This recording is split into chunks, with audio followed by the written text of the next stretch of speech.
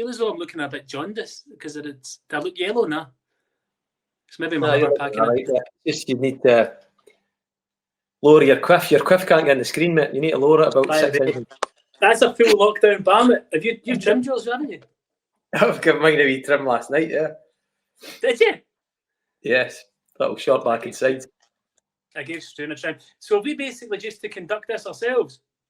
Yes, mate. We're just having a chat about soccer. We had a chat. I was going to say we had a chat about 2 weeks ago at 2 in the morning on FaceTime, did we not?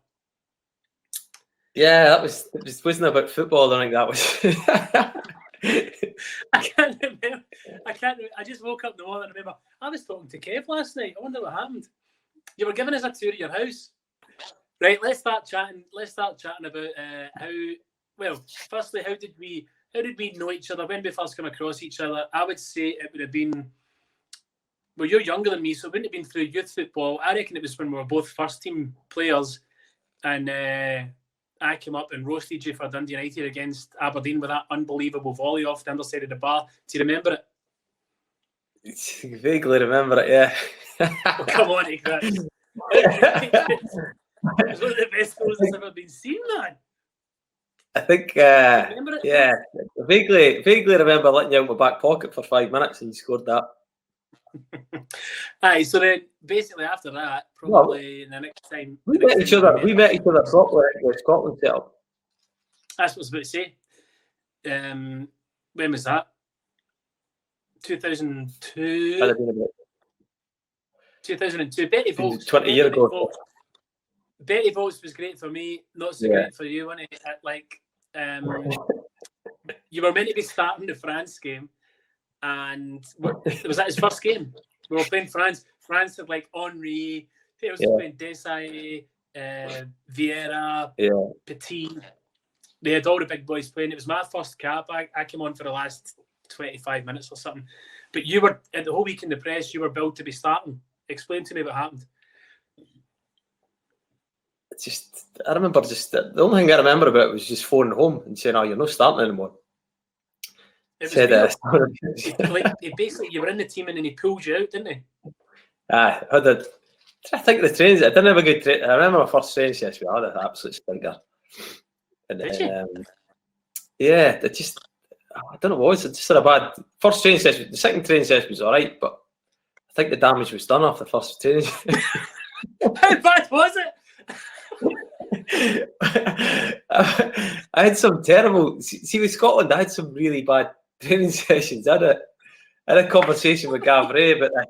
Me and Gav were on one of the trips. It was Terry Butcher actually stopped the training session. Goes, see if this was a game, you'd be getting subbed right now. That's what he said. That's not what you want to hear.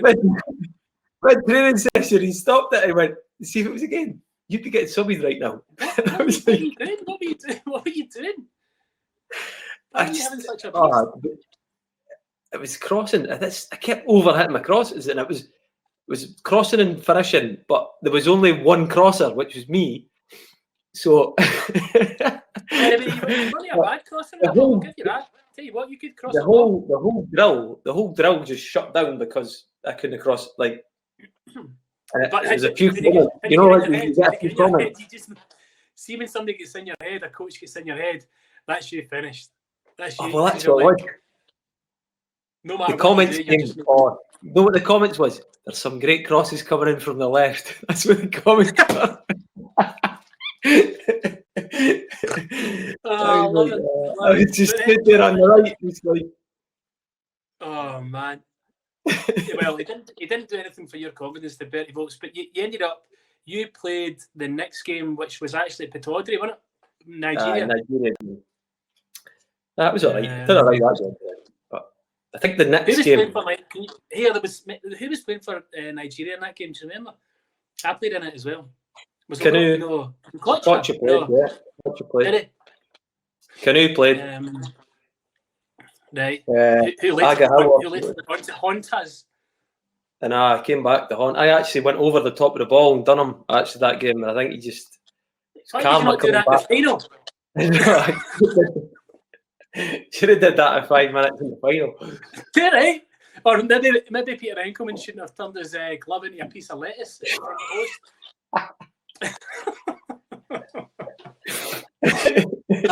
Dear. Anyway, let's move it on. So that was briefly in Scotland, and I guess I never really knew you because you were always quite quiet. I was always quite an extrovert. You're the opposite. Wanted to be the centre of attention. Hold on, I'm getting messages all over the place. So we probably never really connected that much, did we, at that stage? Nah. It wasn't really. I was on a stag do before I joined Cardiff. I remember I thought I'll get down there a few days earlier and I'll just like get myself, sweat all this drink out my system, and I'll be a bit sharper for start of pre-season. And I just remember ready to close my blinds and go for a kip. My phone starts ringing, a random phone number. It's like sitting there looking at it, I think, oh, the better answer this. It might be somebody at Cardiff. And then I just hear a Scottish accent on the phone. It's just, it's Stephen Thompson here. I was sat in a hotel. I was ready to go to my bed. Me and a few guys are having a few drinks down the oyster catcher. Do you fancy going for a few drinks? The oyster catcher. Cardiff Bay, man. I was thinking to myself, I better not do this. And then I thought, at least I'll meet somebody before I go in, so I'll not be as bad when I first turn up at pre-season. You always want to meet one or two of the boys before you actually go in for your first day, because it's dead awkward going in for your first day at a new club. I hated it. Then that was my thought process. But what I didn't realise was that you were absolute lunatic on a drink, and then we would just end up out to film in 2 o'clock in the morning. And was pre-season training like the next day or a couple of days after? It's like, we had like a day off, and then we were back in pre-season. Oh my God. Well, do you know what? I would have loved if somebody had done that for me when I joined new clubs. Just phone me up and going, right, big man, come on out for a drink and we'll just kind of integrate you. To be fair, I've had all my clubs I've had that I've been at, I've had really good drinking squads, and I don't know whether that's just because we're footballers or whether it's changed now because we're a bit older now. But Dundee United, massive squad. Rangers, Cardiff, we had a right good squad of boys that like to drink. Burnley was the same. It's funny, but I think I personally think it really helps. Well, if you go out as a bunch, as a team, it really helps camaraderie. Do you? Yeah, it did. Well, you think of this. Well, our pre-season trips were obviously they were just get-togethers, weren't they? They were just like a carry on. Yeah. There was a bit of running involved, but. Where did we go? I can't remember. The first trip was Canada. Canada. You went to Canada. Whereabouts in Canada? Vancouver. Vancouver, yeah. Yeah. Yeah. So we did that. Yeah, you were there, yeah. We did that trip. And then did we not do Portugal? I remember. I've no idea. Portugal was good, as in there was. Oh, wait a minute. Where did the first day? Dave Jones got us all in the lobby. The first day got us all in the lobby and said nobody is allowed to drink on this trip. Within about 15, 20 minutes, there was 15 lads in a taxi on their way to the pub.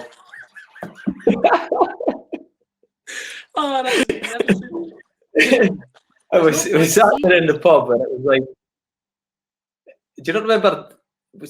Everybody was just drinking Magners, and then there was the guy wouldn't clear the table, so there was loads of empty Magners bottles on the table. Right. And then the challenge was nobody leaves until the whole table is full of empty Magners. Jesus. I just remember training the next day. Sure, I don't know. Never a good game, that. Nah, it was.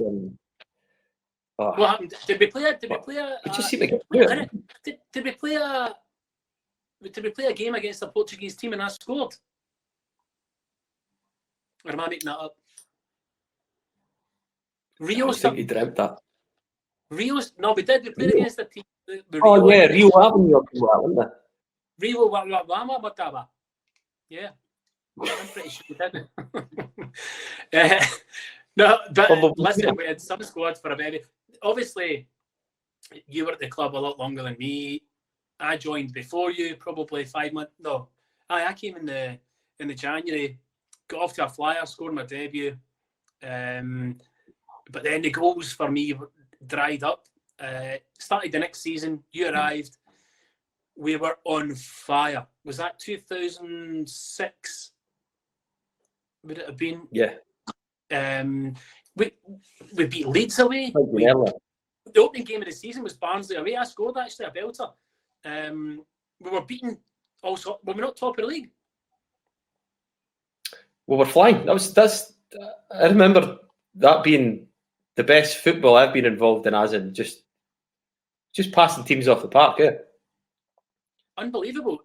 So where did it all go wrong? We got to around about Christmas, and I think we were probably. For me, we had a good team. For me, we had a good team, but we didn't have a very strong squad. And then we just, as soon as we started getting a few boys injured, it was just like patchwork. We were bringing in boys who were still half decent players, but they weren't quite as good as what we had in front. Because my one memory of that season, obviously, I was put on the transfer list the following summer, which was one of my fondest memories in life. But Chopra and I were ripping defences, and I wasn't scoring goals, but I was busy elbowing big centre halves and doing the dirty work, and Chops was on fire. To be fair, the wee man, he could finish. He had the worst diet I've ever seen of a footballer. What about, they used to make cheeseburgers on the way to games on the bus? Do you remember that? Rustlers. It wasn't even Rustlers. Good cheeseburger. Rustlers. Could you imagine on the way to a game making a Rustlers burger in the bus microwave? and what other scenario can you imagine that? Honestly, it's just not even right. What's going on there? We just used to sit there with a can of Coke as well. You're just like, oh man, make it look just a wee bit like you're a wee bit semi-professional, wee bit. Just got a diet, maybe a diet or a. But he did. But you know the other thing, man. Like for those 2 seasons, or they get sold, but he was his finishing was unbelievable. Probably not the greatest pro you've ever seen in your life. No. But it was phenomenal. But anyway, throughout that season, I think I only ended up with, I don't know, 7 or 8 goals, which isn't enough for a striker, really, if I'm being honest and being self-critical of myself. It's not good enough. But as a team, we were doing okay. After Christmas, we get into the comfort zone round about February. But you know that one when you're a player and you're counting down how many weeks it is to summer? And we knew we couldn't be relegated. We knew we'd kind of messed up and we weren't going to get promoted. So it was just the slide, wasn't it? I mean, it was a bad season. It just ended up being a total disaster for what I remember. But then, it just capitulated towards the end. Just remember, do you remember, did we got hauled back in after the season finished, I'm sure. Yeah, we did. And we're doing like boxing. We got hauled in for meetings. Yeah. And that's when I get told I was in the transfer list. You know, I'd still had 2 years left in my contract, and Joanne had given birth to Gracie. Struan was imminent, and or had she given birth to Struan? Maybe she had. Anyway, we'd bought the house in Penarth, and Dave Jones said to me, you're out here. So that was absolutely horrific news to absorb. But luckily for me, I fell off a banana boat, and that saved me.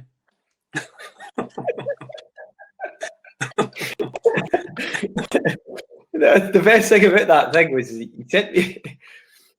sent me a text message saying, "Oh, you've done something bad." And I was thinking to myself, "What has he done? He must." It's like, and then I just remember, I think I've torn my groin or ripped it proper bad. Just like, explain yourself. What's happened there? I just remember you just telling the story about you fell off the banana boat. I was like, what? You fell off what? Wasn't good. Banana boat. Oh, but I think, is there not something in our contracts where you're not meant to be on water sports and stuff like that? Shh, I don't know.